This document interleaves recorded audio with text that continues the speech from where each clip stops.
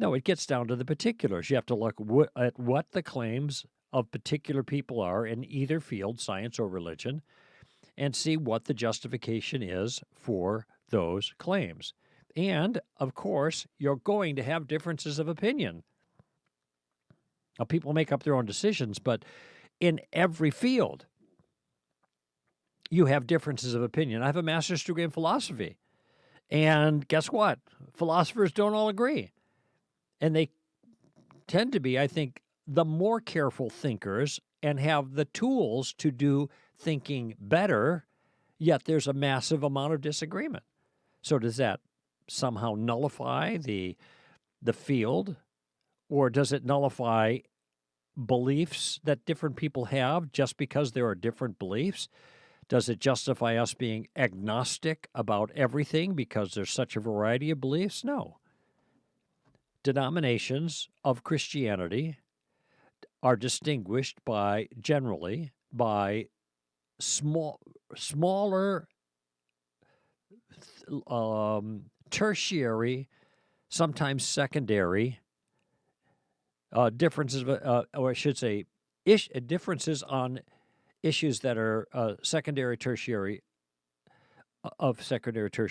importance. I'll get this out eventually.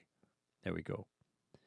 Not primary, because if Christians differed on core, primary, foundational items, they wouldn't be called Christians. They would be called Mormons, or they'd be called Jehovah's Witnesses, or Christian Scientists, or Muslims, or New Agers, or something else. Notice I'm not taking sides on who's right in that group. I'm just simply pointing out that groups are distinctive based on shared convictions, and that's what makes them the group. And if they deviate from those shared convictions, they become part of a different group. Christians hold a certain set of things, at least tacitly, as true. Now, sometimes, even though they hold them tacitly as true or in confession, they confess these things to be the case. They don't always live them out. But nevertheless, there's this foundational thing. And so when it comes to secondary and tertiary things, when you baptize, do you immerse when you're a Baptist? Do you sprinkle? Well, you're a Lutheran. Now, those aren't the only distinctives between those two groups, but notice that they are distinctives that are somewhat, in the big picture, inconsequential. They can't both be right. They're making competing claims, but people have different opinions because they read the facts differently. In this case, the Scripture.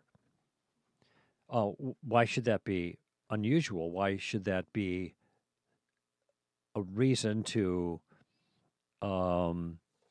question or doubt the whole enterprise? Okay, the opposing views of biblical translation. Now, this was qualified as different denominations, but translations differ principally because the times differ. So a translation that is from the original languages, like Hebrew in the Old Testament or Greek in the New Testament, that's translated 300 years ago, is going to read into English, is going to read in the English different than English is now, because English has changed.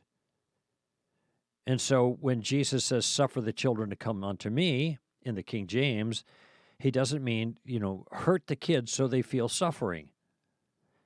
The word there means to allow. So in a more modern translation, to avoid confusion, we use the word now that captures the meaning of the Greek word. So we don't say suffer, we say allow. And all that means is that language has changed, and the newer translations just capture the most updated word that is appropriate for that original word. Now, of course, sometimes there is a discovery of manuscripts that allow them to fine-tune things a little bit, but those differences between these manuscripts and therefore the translations are going to be very modest. That is, without any real theological effect or substance, given the big picture.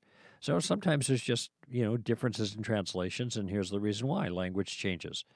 or there's new manuscripts that are found of ancient copies of the of the of the scriptures, and they have to be translated. And there might be some little variations, but this isn't a very big deal.